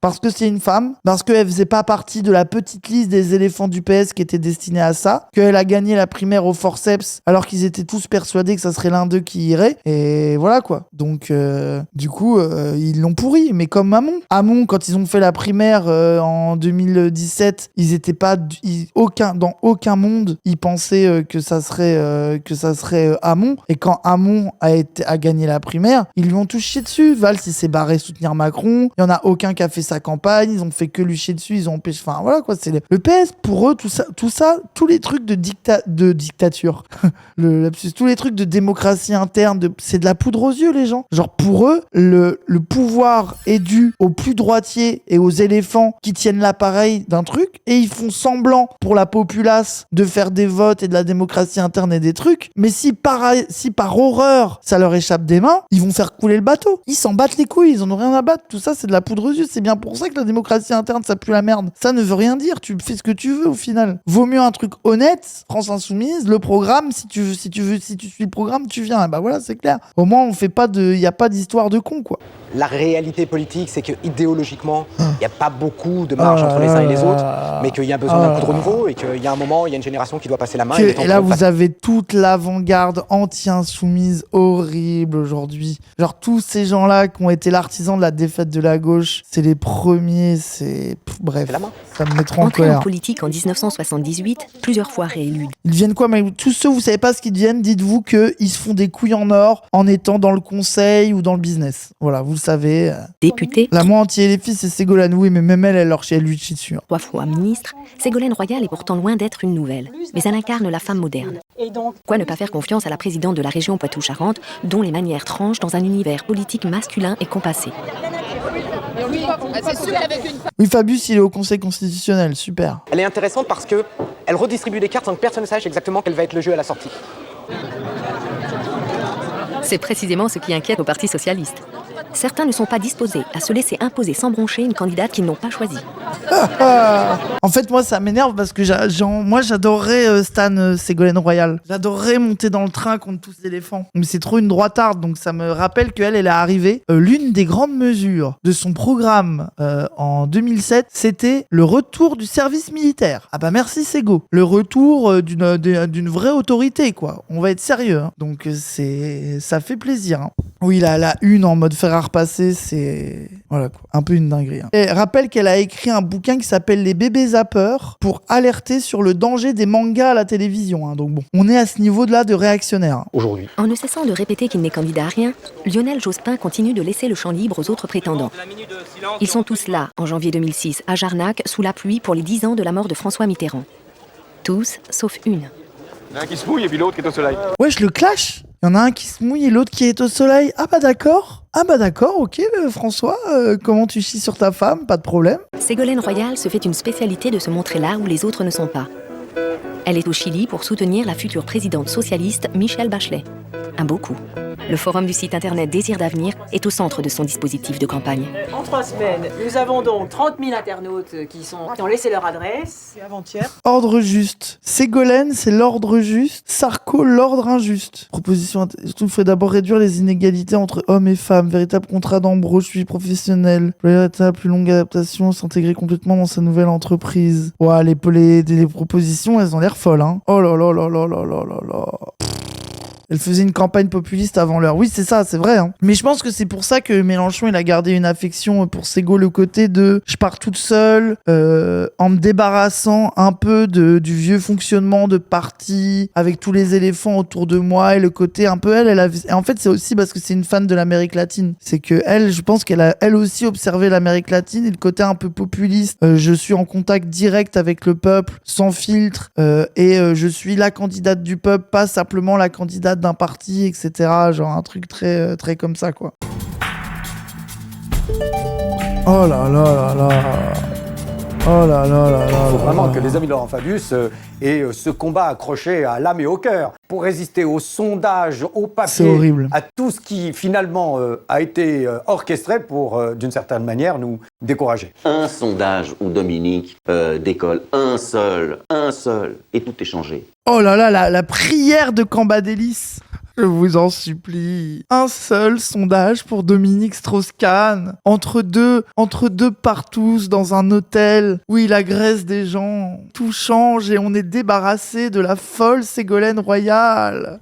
Je capte la sympathie de l'underdog. Bah c'est ça. C'est que pour moi aussi, Ségolène Royal, là où elle montre quelque chose qui était en train de grandir à gauche, c'est que les gens ne supportaient plus la vieille garde du PS, quoi. Et que ils se sont un peu jetés sur la première alternative au vieux PS qu'ils ont vu, c'est-à-dire Ségolène Royal. Que par ailleurs, ça soit une droitarde de merde, bon, c'est une autre histoire, tu vois. Mais ça montre quelque chose que il est plus au PS. Celui-là. Si, c'est vrai que ça fait longtemps que je l'ai pas vu. Mais ils sont là, ils sont vraiment dans une période de déni. Ils sont vraiment en mode non mais c'est pas possible qu'on se tape Ségolène Royal, quoi. Personne ne veut d'elle. Et moi je pense que les militants et les gens qui sont allés voter la primaire, ils ont aussi voté à cause de ça. Le truc on a besoin d'autre chose, quoi. On ne fait que chercher la possibilité d'une alternative. Et après Sarko, vu qu'il va être élu, il va tout niquer. C'est pour ça qu'on aura Hollande derrière. Mais tu vois que déjà à l'époque, fallait quelque chose de possible, quoi. C'est juste la de Cambadélis de manière originale. Oui, bah le truc de la palette, oui, exceptionnel. Oui, où les gens se sont moqués de lui. Quel bolos, hein. Quel bolos, ce gars. C'est une dinguerie. Comment ça, un bolos? Encore un trotskiste, hein. Enfin, mais le nombre de lâches et de traites chez les trotskistes, c'est impressionnant quand même, hein. Mais parce que à partir de là, j'ai plus de voix, c'est horrible, j'arrive plus à parler. Je sais pas comment je vais faire pour finir. l'angle changerait. Tout de suite, on dirait attends, il se passe quelque chose, pourquoi c'est là? Prison avec sursis. Ah oui, il a pris la prison avec sursis sur quoi, Kamba? Je savais même pas. Les éléphants ne sont pas au bout de leur peine. À la retraite, reconnu coupable de détournement de fonds publics, 8 mois de prison avec sursis, 60 000 € d'amende, des fins personnelles, 114 000 € de frais de mandat parlementaire. Ah oui, d'accord. Ah oui, d'accord. Putain, mais c'est de la folie tous. Alors que le gars faisait le tour de médias pour chier sur Mélenchon. C'est de la folie. Ah là là là là là là. C'est incroyable, hein. En février 2006, Ségolène est donnée gagnante au second tour face à Nicolas Sarkozy. Les sondages, c'est tout le temps la question des sondages. Ils n'ont jamais donné le résultat. Si on les avait écoutés, Rocard aurait été le candidat des socialistes en 81-88, Giscard aurait été élu, Raymond Barre aurait été élu, Balladur aurait été élu et Jospin aurait été élu. Mélenchon sera gagnant au second tour. Moi, c'est ça le constat politique de tout ce qu'il dit, avec lequel je suis tout à fait d'accord. Mélenchon va gagner le second tour très facilement. Porté par les enquêtes d'opinion, Ségolène Royal se lance et parle aux Français. Moi, je vous le dis, il est temps de remettre dans ce pays un ordre juste et une sécurité durable. Mais on est en train de regarder une candidature de gauche. Je peux plus parler, je peux plus m'énerver, je suis frustré. Un ordre juste et une sécurité durable. Mais va niquer ta mère, mais ce n'est pas possible. C'est pas possible. Comment tu fais pour te relever de ça? Comment on peut s'étonner que l'extrême droite soit aussi puissante quand on voit qu'on a eu 30 ans de campagne de droite? Comment c'est possible? Ça, c'est de la folie. Mais en fait, il y a le truc aussi, on passe beaucoup de temps à analyser la montée du RN, qu'à multifactoriel, il y a plein de trucs à discuter. Mais genre, on oublie, je trouve souvent quand même, le fait que la gauche a accompagné le discours sécuritaire pendant 20 ans, jusqu'à Mélenchon, jusqu'en 2012, de 2002 au moins, et je pense même avant, pendant au moins 15 ans, l'entièreté de la gauche électorale accompagnait le discours sécuritaire. Et même en 2012, Mélenchon, il n'était pas si puissant que ça. Je pense qu'on commence à sortir de ça en 2015, en fait, le moment où il y a la loi travail et où la gauche, où il y a vraiment la mort du PS qui est annoncée et François Hollande. Le discours droitier pendant 15-20 ans, le discours sécuritaire et droitard a été mené aussi par la gauche et même a été mené en tant que politique par François Hollande. Je veux dire, à un moment donné, c'est aussi ça qui a fait monter le RN. Pourquoi préférer la copie? Tu prends évidemment l'original. Si tu veux que du droitardisme, du sécuritaire, évidemment que tu vas finir par aller au RN. Si c'est la chose contre, pourquoi tu vas voter pour des gauchistes? Sur la sécurité, oui, bien sûr, on va voter pour la gauche pour plus de flics. Bah oui, les gens sont pas complètement cons. Ils vont aller directement au Rassemblement National. C'est pas des débiles. C'est grave, hein. Oui, par ces hommes, parce qu'on les a assez vus. C'est vrai qu'elle a pas hésité à parler de questions qui étaient un petit peu tabous à gauche. Elle a parlé de sécurité, elle a parlé de responsabilité individuelle, elle a parlé de la valeur travail. Tout ça, ça fait le quotidien. Oh là là là là là là là là là. Elle a parlé de sécurité, de responsabilité individuelle, de la valeur travail. Eh ben super, elle a eu que des thèmes de droite. Là vraiment pour les gens qui étaient pas là, même problème qu'avec Jospin. Ils n'ont pas retenu la leçon. C'est ça qui est ultra deep. Les gens et même le peuple de gauche là qui a choisi de lui sucer la bite, ils repartent dans la même erreur de courir après les thèmes de la droite. Encore une fois, non. Quand est-ce que les gens de gauche vont réussir à comprendre que pour gagner une campagne présidentielle à gauche, il faut mener une politique de gauche, sinon les gens ils vont juste voter pour la droite. Et c'est pas pour rien qu'elle a perdu. Elle a fait une campagne de droite et elle est allée sucer la bite à Bayrou qui a préféré soutenir Sarko. Et pourquoi faire? Évidemment que les gens ils vont voter pour Sarko, t'as fait la campagne sur les mêmes thèmes que lui. C'est de la folie. Et Hollande, il a fallu un Sarko détesté et 2 discours où il dit des trucs de gauche pour qu'il soit élu, parce que les gens Hollande singulièrement, là où ça valide la théorie, c'est que Hollande il a profité de l'anti-sarkozysme et de 1 ou 2 discours où il a fait le gauchiste en disant mon ennemi c'est la finance. C'est uniquement pour ça qu'il a été élu, uniquement pour ça. Et parce que t'as eu Mélenchon qui a fait une campagne incroyable, qui pour sa première présidentielle a eu un très beau score, qui lui a filé des reports de voix pour pouvoir gagner au second tour contre Sarkozy. C'est la seule chose qui a donc même Hollande qui est le droitier au full time, ce qui a permis son élection à gauche, c'est des thèmes de gauche.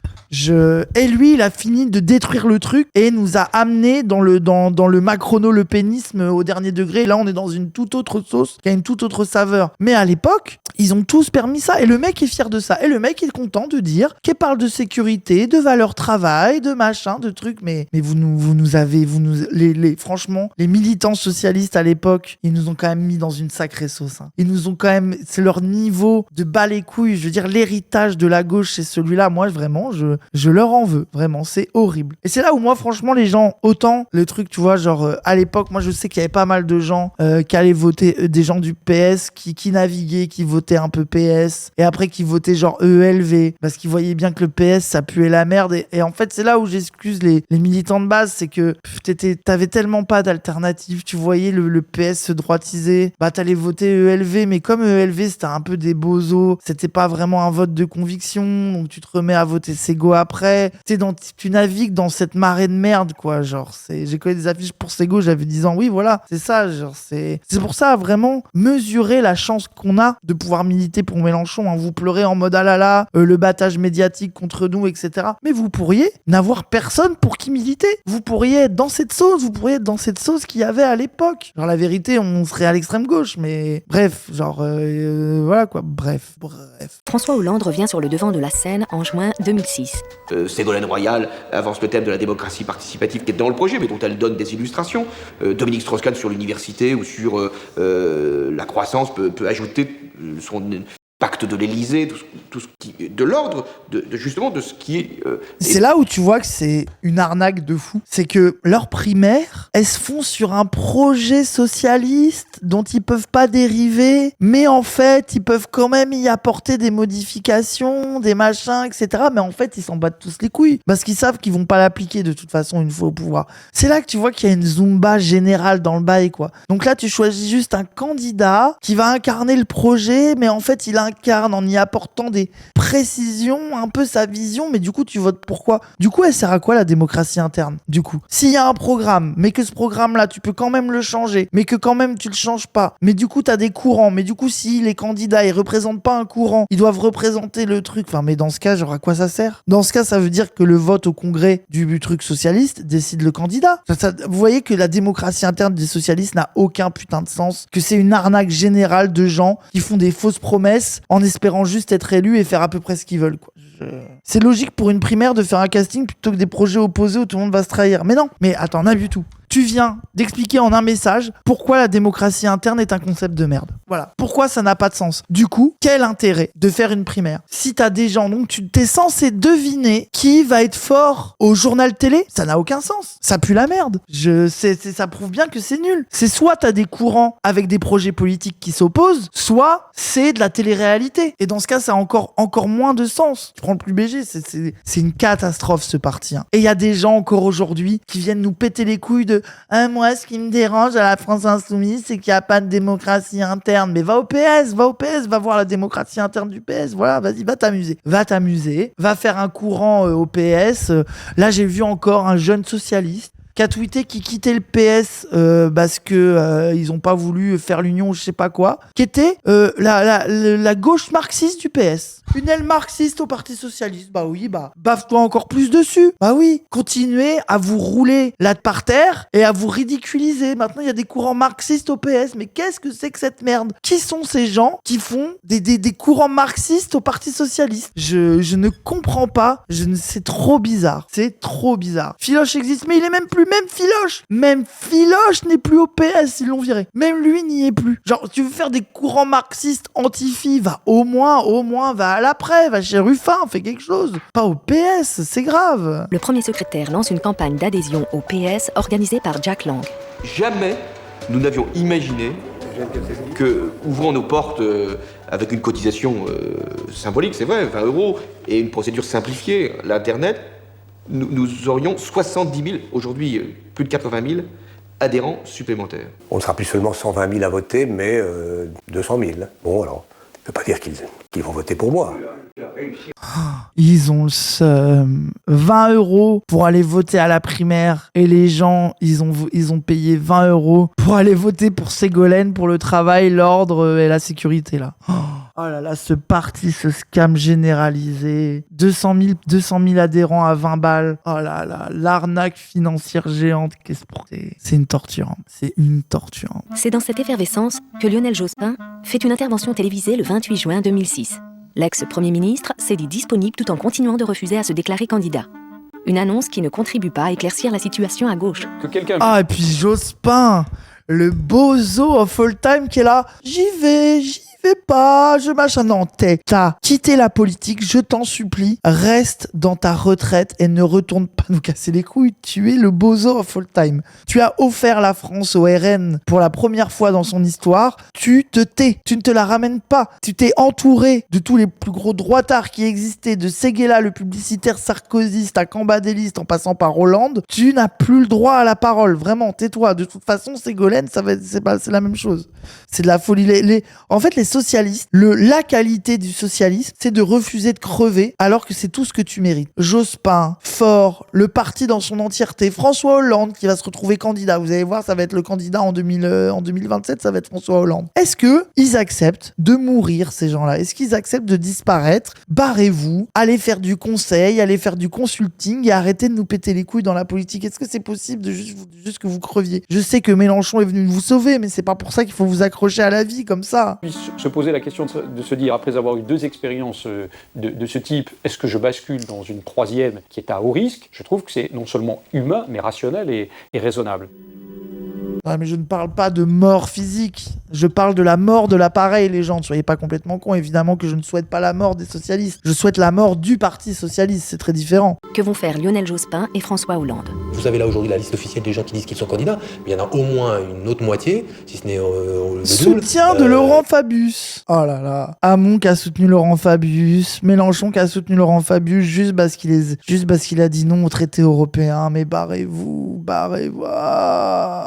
Ségolène Royal est la candidate qui nous ressemble le plus, contrairement aux apparences. Prenons l'affaire de l'ordre juste. Tout le monde dit, mais c'est de droite. Non, l'ordre juste, qu'est-ce que c'est? C'est redonner de la force à la loi, à la condition qu'elle soit égalitaire et qu'elle s'applique à tous. Il a dit, c'est donner plus de pouvoir à l'autoritarisme, aux flics, à tout, à l'État, un État plus ordonné. Du moment que tout le monde prend cher, tout va bien se passer. Du moment que tout le monde est égalitaire face au fait que c'est une putain de droitière autoritaire, ça ne me pose pas de problème. C'est ça, être de gauche. C'est taper tout le monde pareil. Eh ben, écoute, c'est génial, merci. L'idiot du village, oui, vraiment. Le bozo, le gogolito. C'est de droite. Non, c'est de gauche. Et c'est follement de gauche. Follement de gauche. Et c'est follement de gauche. Et voilà, l'aile gauche du PS qui se bave dessus et qui légitime tous les droitards qui leur pissent dessus à longueur d'année. Ça me fascine. Oui, chers camarades, ma chère Ségolène. Qu'est-ce qui branle? Ouh, il a dit ma chère Ségolène. Est-ce qu'il veut la baiser?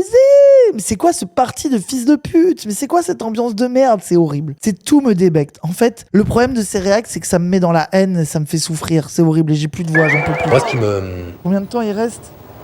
Putain, il reste 30 minutes. Je pense qu'on va avancer un peu et aller vers les résultats. Là, c'est trop long, j'en ai marre. On va aller vers la fin. Là est le moment le plus revisionné. On va aller, on va sauter. Une candidate qui a été une candidate du oui, qui aujourd'hui prône des réponses militaires dans les cités, qui n'avance absolument pas sur la répartition capital-travail. Pour l'instant, si ça ne devait pas changer, je trouverais ce choix à tout le moins incohérent. Les camarades qui pensaient que... Putain, Hamon, il était de gauche, c'est incroyable quand même. Je vais crever. Allez, on avance. Allez. Alors, qu'est-ce qui se passe là au moment le plus revisionné? Vous voulez savoir ce que pense un nouvel adhérent, je vais vous le dire. Je suis pas convaincu à 100% que je voterai pour Strauss-Kahn parce que je suis là ce soir qui fait ça. Donc je suis dans ceux qu'il faut convaincre encore un petit peu. Et on aurait tort de complètement rejeter comme étant méprisable et paillette ce que fait Ségolène Royal. Et qu'on pourrait plutôt essayer de se dire comment on pourrait tirer avantage en essayant aussi d'être un petit peu c'est ultra deep. Dans l'émotion, dans l'irrationnel. Voilà. C'est ultra deep. La réunion de crise des militants Strauss-Kahn qui sont en mode non mais enfin là les nouveaux militants en fait ils sont bêtes, ils savent pas quoi penser donc ils vont voter Ségo. Il y a un mec qui leur dit vous êtes trop des technocrates en fait. Il a dit Ségo c'est irrationnel mais en fait les gens il a raison. C'est ça qui est la qualité intégrité de cette réunion et de Macronard. Oui, c'est ça qui est horrible, c'est tous devenus des macronistes. Ces femmes qui... Ouais, mais en même temps, c'était vraiment... La Strauss-Kahn, c'était vraiment le technocrate of all time. Genre, c'est ça aussi, c'est que c'est un parti de bureaucrates horribles en costard et que juste avoir une femme, c'est déjà aller plus vers la sensibilité que aucun d'eux ne sera jamais capable de le faire. Donc, ils sont en panique. Il y a le débat qui a lieu... À côté des discussions entre militants, les débats télévisés qui mettent en présence les trois candidats marquent les temps forts de la campagne interne. Oui, et les gens, vous remarquerez, encore une fois, que c'est le truc qui doit le plus nous choquer, c'est que ça ne parle jamais de politique. Et encore aujourd'hui, quand vous voyez Olivier Faure, quand vous voyez Marine Tondelier, le point commun des social-traîtres, c'est de ne jamais parler politique, et que les moments où ils parlent politique, c'est parce qu'ils ont écrit sur un bout de table avec leurs potes les 10 propositions pour plus d'écologie, pour une égalité, un peu plus de pouvoir d'achat, et 10 trucs banalement de gauche, OSEF, qui veulent rien dire et qui engagent à rien. Ça, c'est vraiment le point commun de tous les social-traîtres. Pourquoi ils parlent pas politique? Parce qu'ils s'en branlent, parce qu'ils en ont rien à foutre. De toute façon, leur programme politique est déjà écrit par les institutions européennes, est déjà écrit par des hauts fonctionnaires des énarques qui de toute façon vont travailler à leur place. Eux, ils veulent juste se branler à l'Élysée et avoir l'impression d'avoir fait des trucs. Ce sont ontologiquement, essentiellement, éternellement, des traîtres et des lâches. Ils ne veulent pas changer les choses. Ça n'existe pas chez eux. Ils ont intégré le fait que de toute façon, ils étaient pas là pour changer les choses. Ils étaient là pour prendre le pouvoir et essayer de faire les trucs qu'on attendait d'eux en étant peut-être un peu plus de gauche que les autres s'ils y arrivent. Mais bon, s'ils y arrivent pas, c'est pas grave. De toute façon, je m'en branle. J'aurais été président et je pourrais me branler. Donc voilà quoi. Et les Tondelier, elles croient qu'elles peuvent pas gagner. Elles sont juste là pour dire j'essaye de me rendre utile. Comme ça, on me filera un ministère et je pourrais être là en mode j'ai mon petit ministère. C'est l'union de la gauche. C'est bien. Merci François Hollande. On a fait ce qu'on n'avait jamais fait dans une organisation politique, pas des débats militants, mais des débats à la télévision. Je pense que ça fait beaucoup de bien au Parti Socialiste, et ça fera encore beaucoup de bien à celui ou celle qui sera choisi. Les deux outsiders attendent beaucoup de ce premier débat télévisé, persuadés que cet exercice devrait leur permettre de rattraper le retard sur Ségolène Royal, dont ils dénoncent le flou des positions. Et ils vont se faire chier dessus par Ségo. Ça, c'est quand même un plaisir. En dehors du droitardisme dégénéré de Ségo, le fait qu'elle ait ridiculisé Strauss-Kahn et Fabius, ça reste quand même un petit plaisir. Ça reste quand même un petit banger. Ça rend triste d'avoir besoin d'une droitarde comme ça pour le faire, mais ça, c'est cool quand même. Au cœur des difficultés que connaissent les Français. Ils sont pas plus forts qu'elle. Je veux dire, les autres sont plus forts. Ils savent mieux débattre, ils ont des arguments. Non, je vais pas prêcher l'inverse. Je dis pas, elle est meilleure intellectuellement, politiquement que les autres. Mais ce procès qui lui est fait, c'est quand même le procès de la norme blanche, masculine, de plus de 50 ans. Et bourgeoise, faut le dire. Il faut... dit-il alors qu'il est sous full consulting, qu'il défend Ségolène Royal. Ah là là là là là là. Le pré-wokisme de l'époque, mais regardez, c'est quand même voilà quoi. Vous voyez, Ségolène, c'est vraiment le renouveau quoi. Ah là, le dernier soubresaut du PS qui est en train de voir pourrir son appareil, qui se dit bon, on va envoyer une meuf et dire que c'est ça le vrai changement. Aïe aïe aïe aïe aïe aïe aïe. L'Iran qui est en train de se doter de l'arme nucléaire, qu'est-ce que vous faites ? Qu'est-ce que vous faites pour la retraite? Qu'est-ce que vous faites pour l'emploi? Je n'ai pas aujourd'hui réponse à tout. Je suis candidate pour faire gagner la gauche et ensuite pour faire réussir la France. Pour conclure, ce qui fait votre différence? Et en tout cas, il y en a une qui est visible, sur laquelle je n'insisterai pas. Bah oui, mais t'insistes À quand l'issue même du premier dessus. débat. Et l'Iran alors, Ségolène, tu vas faire quoi avec l'Iran? Alors que moi, je vais bien les baiser, l'Iran. Je vais y aller, on va leur envoyer l'armée, bordel. Mais t'inquiète, Ségolène aussi, hein, elle va envoyer l'armée, vous avez tous les mêmes idées. Hein. Ségolène Royal n'a pas vacillé. Sa cote de popularité non plus. L'hypothèse d'un plébiscite pour Ségolène Royal dès le premier tour émerge. Moi aussi, un certain nombre de fois, je suis étonné par le style. Et je vous pose à toutes et à tous la question. Qui a réveillé la campagne jusqu'ici? Mais est-ce qu'on va désigner une candidate qui voit dans le mouvement associatif le point culminant de la démocratie? Est-ce qu'on a à ce point renoncé à la politique? Moi, je suis une nouvelle adhérente, et pour moi, la politique, c'est pas des exemples concrets, plus des principes généraux. Je choisis Laurent Fabius. Pour préparer la victoire du... Que des vieux grabataires. Je choisis Laurent Fabius. Et je pense que c'est un bon candidat. Oh là là là là. Comment c'est encore des vieux maintenant? Mais c'est un parti de vieux croupissants qui veulent nous baiser. C'est ça qui est horrible. Alors que vous allez au moins un truc de zinzin soumis, il y a des jeunes partout au moins. Il y a des vieux aussi, ça c'est cool. Faut qu'il y ait les deux. Que des jeunes, ça pue la merde aussi. Faut qu'il y ait les deux, Voilà El famoso démocratie interne. Hein. Le moindre bozo dont tout le monde se branle qui vient donner son avis de merde. Eh ben quel plaisir, non, je vous en supplie. En fait, la démocratie interne, c'est une séance géante de... donc j'ai pas une question, c'est plutôt une observation. C'est vraiment le moment des questions avec chaque bozo qui veut dire son avis pas clair dont tout le monde en a rien à foutre. Qu'est-ce s'appellerait la démocratie interne? Mais c'est ça de manière organisée avec des tours de parole et des... Bah c'est bien, c'est super, hein, des micros ouverts à des vieux bourges. Bah, ça fait plaisir, vraiment trop bien la démocratie interne, on adore. Hein. Ça a l'air d'être efficace. Hein. On a vu le PS, on a fait ça d'un parti exceptionnel. Hein. Quand vous avez le porte-parole du Parti Socialiste qui soutient Ségolène Royal, et quand vous avez le numéro 2 qui est à la coordination, qui soutient Ségolène Royal, lorsque vous avez le trésorier qui soutient Ségolène Royal, lorsque vous avez le responsable des élections qui soutient Ségolène Royal, et ainsi de suite, bah, ça veut dire quoi? Ça veut dire que l'appareil s'est mis au service de Ségolène Royal à partir d'une seule argumentation. Les sondages et les nouveaux adhérents. Bah, en fait, c'est là où c'est vraiment des FDP, c'est que c'est vraiment la méthode qu'ils appliquent aux autres aujourd'hui, ça me fait trop rire. Ah là là, elle est en avant dans les sondages et tous les nouveaux adhérents votent pour elle. Oui, bah désolé, ça fait quand même d'elle, dans votre parti de droitard, ça fait la droitarde qui va gagner. Oui, effectivement, peut-être que celle qui est forte dans les sondages et dont tous les nouveaux adhérents sucent la bite, peut-être que ça a du sens qu'elle soit candidate. Quoi qu'en dise votre misogynie dégénérée, les gars, à un moment donné, il va falloir vous rendre à l'évidence. Hein. Ce dont je suis sûre, c'est que toute forme d'encadrement qui permet à un jeune de se remettre debout est de toute façon préférable. Ah oui, là, elle défend le service militaire quand même. Là, on est dans une campagne de gauche, dans les primaires. Ça veut dire qu'en plus, les primaires, t'es même pas encore dans la campagne présidentielle. Donc, dans les primaires, c'est le moment où tu peux vraiment, même si t'es un socialiste dégénéré, et qui pense que pour gagner une présidentielle, faut parler à tous les Français, donc défendre certaines mesures de droite. Vas-y, y a pas de problème. Enfin, si, y a un problème, mais vas-y, c'est votre idéologie du PS de merde. Mais là, dès leur primaire, où t'es censé t'adresser au peuple de gauche, et encore pire que l'électorat de gauche, tu t'adresses aux militants de ton parti. Donc ils sont susceptibles d'être ceux avec qui tu peux avoir le plus un discours de gauche. Et ils défendent quoi? Le service putain de militaire et les militaires. Eh bah oui. Eh ben ce parti, encore aujourd'hui, on les considère comme dans notre camp. Bah bien sûr. Dès le lendemain, la favorite se place dans les sondages, alors que les deux outsiders remontent. Tous les espoirs sont permis. Je suis confiant parce que je sens que les choses bougent. Aujourd'hui... Oh là là là là. Ségo, hein, on a quand même failli avoir Strauss-Kahn. Elle nous a sauvés de ça, quoi. Elle nous a sauvés de Strauss-Kahn candidat. Bon, on s'en branle au final, mais bon, c'est quand même une dinguerie, quoi. Ils disent oui, on est pour le projet socialiste, mais on enlève toute une partie des projets socialistes. Non, moi je suis clair, je ne mets pas mon drapeau dans ma poche, je suis quelqu'un de très responsable. Dans les derniers jours... Laurent Fabius, qui était le candidat de gauche, c'est le truc qui me met le plus en colère dans ce qu'on est en train de regarder, vraiment. L'heure est à la méthode Coué dans chaque camp. J'attends avec gourmandise le débat entre les deux tours. Oh là là là là là là.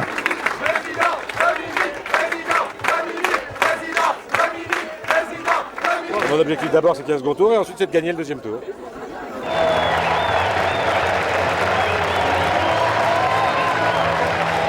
Ah ouais, il y a quand même une meilleure ambiance chez Ségo. Hein. Quand même, tu vois que Ségo, elle a vu vraiment le vent en poupe. Hein. Quand tu vois la différence d'ambiance dans les sièges. Ségolène, tu tentes ainsi de réaliser un rêve abandonné par la gauche depuis 2 décennies, depuis l'effondrement électoral du Parti communiste, celui de la reconquête de l'électorat populaire. Ah ouais, il y a quand même une meilleure ambiance chez Ségo. Hein. Quand tu vois que Ségo, elle a vu vraiment le vent en poupe. Hein. Quand tu vois la différence d'ambiance dans les sièges. Ségolène, tu tentes ainsi de réaliser un rêve abandonné par la gauche depuis 2 décennies, depuis l'effondrement électoral du Parti communiste, celui de la reconquête de l'électorat populaire. Ah bah oui, on l'a vu. Combien nous comptons sur toi, Ségolène, pour éloigner définitivement le spectre du 21 avril 2002. À 3 jours du vote, plus que jamais, ici ce soir, nous pouvons dire tous ensemble, il n'y en a pas 3, il n'y en a pas 2, il n'y en a qu'une. Oh là là là là. Je sais même pas qui c'est ce mec. Ici, mon combat pour la laïcité, c'est pour vous, femmes voilées, femmes mutilées, femmes excisées, femmes violées, femmes infériorisées, femmes écrasées, inégalité salariale, violence faite aux femmes, mariage forcé, inégalité dans la... Wesh! Wesh! Elle a mis femme voilée, femme excisée dans la même phrase. Wesh! Wesh, pour elle, elle est vraiment... Waouh, c'était ça la candidate de la gauche.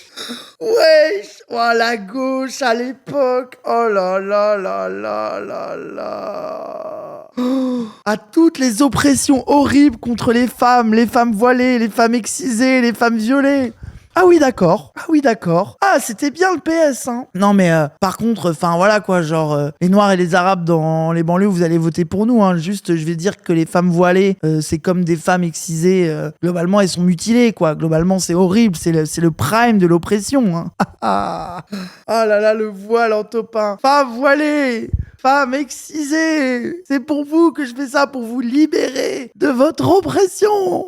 Ah putain, ah la reconquête de l'ordre et de l'autorité, elle est bien là, hein. Ah ça fait plaisir, hein. C'est une belle candidature. Le niveau de droitardisme de ce parti. À l'époque, qui applaudissait pas ça. Ah non, non, là on est, je crois que les primaires, oui, c'est post-loi de 2004. Non, t'as des gens à gauche, pas beaucoup, hein. Mais ça commence à monter l'opposition à la laïcité raciste. Bien sûr, c'est encore minoritaire, mais ça va venir, vous inquiétez pas. C'est quoi le problème? Je comprends pas. Mais, ah oui, non, mais quand elle parle des femmes voilées, elle va pas défendre le droit des femmes à porter le voile. Elle va faire en sorte qu'elles ne le portent plus. Là, elle est pas en train de dire je vais défendre les femmes voilées. Elle est en train de dire nous allons libérer les voilées, les mutilés, les violés, de tout ce qui les opprime. Sous-entendu, le qualificatif derrière. Le voile, l'excision, la mutilation et le viol. Donc elle met au même niveau le fait d'être voilée, d'être excisée ou d'être violée. C'est de ça dont elle doit libérer. Elle a fait la liste des femmes opprimées par quelque chose. Et dans cette liste, il y a les femmes opprimées par le voile. Vous êtes trop naïf. Mais c'est mignon. Il y a pas de problème. Parce que vous êtes là, parce que je suis là, et parce que nous y croyons. Ouais!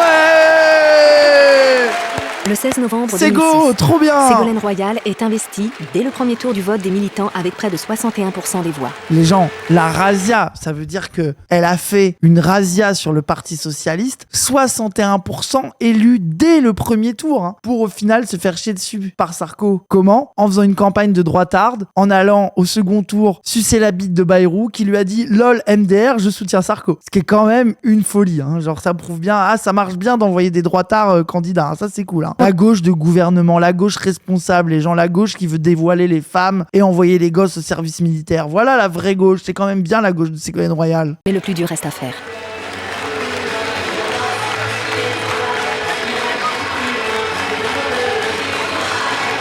Ah, Bayrou, il l'avait soutenu? Mais je croyais que c'était que Hollande. Dans ma tête, il avait soutenu Hollande, mais pas Ségo. Ah, vous avez peut-être raison. Moi, dans ma tête, j'ai un souvenir que... Ah oui, c'est ça. Il avait dit, je veux soutenir personne. Et après, il était tellement dégoûté de Sarko qu'il a vraiment soutenu Hollande. C'est un truc comme ça. Oui, mais Hollande, je suis sûr que Bayrou l'a full soutenu. Ça, je m'en souviens. J'en suis persuadé. Mais oui, et il avait dit, je veux pas voter pour Sarko, mais j'aime pas elle non plus. Il a dit, je voterai pas Sarko, mais faites-le s'il vous plaît. Ouais, c'est ça. En tout cas, elle avait pas réussi à avoir un franc soutien. Quelle époque du Parti Socialiste. Et eux, ils vivaient un moment politique de fou. Moi, ce que j'adore, c'est que à l'époque, regardez les candidats à quel point ils étaient déchirés dans leur choix. Et que nous, avec le regard politique qu'on a, on a vu des droitards s'écharper entre eux pour faire à peu près la même chose et globalement trahir les paroles de gauche. Et que genre, moi, je trouve ça vertigineux d'imaginer ce que c'était que d'être de gauche à l'époque et de se retrouver face à ça, quoi. Et d'être tellement tellement dans un genjutsu géant que t'avais l'impression de choisir quelque chose. T'avais l'impression d'avoir un impact politique en militant au Parti Socialiste et en allant voter à des primaires. Vous imaginez, vous voyez le niveau d'arnaque. C'est pour ça aujourd'hui quand ça vous dit les primaires de la gauche, je sais que vous, personne n'y croit dans le chat, mais imaginez là, il y a des gens, ils voient Tondelier réclamer des primaires de la gauche entre Faure, Tondelier et Roussel en donnant l'impression aux gens qu'ils ont un pouvoir et une parole politique.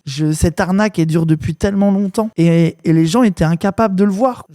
C'est quand même impressionnant, quoi. Et on les voit là, tous s'écharper, dire des horreurs misogynes sur Ségolène, baragouiner entre eux. Il y a un truc qui est trop étrange, quoi. Je sais pas, les célébrités, ouais. C'est quoi le nom du docu? Je sais pas. Là, c'était juste l'investiture, il s'appelle. Ségolène Royal, l'investiture. Ils avaient voté quoi, tes parents, en 2005 pour l'Europe? Non, évidemment. Évidemment, ils avaient voté non. 2007, je pense soit les 2 tours Ségo, peut-être un premier tour d'un autre parti et deuxième tour Ségo. Il y a moyen que ça ait été un autre parti au premier et Ségo au deuxième, ça doit être un truc comme ça, je pense. Non, mais non, j'ai pas voté en 2007, j'avais 17 ans. Ah non, Besancenot, ELV aussi. Le débat de l'entre-deux tours, elle était tellement mauvaise. Ah ouais, quand il s'était fait chier dessus. Et oui, 17 ans en 2007, bien sûr.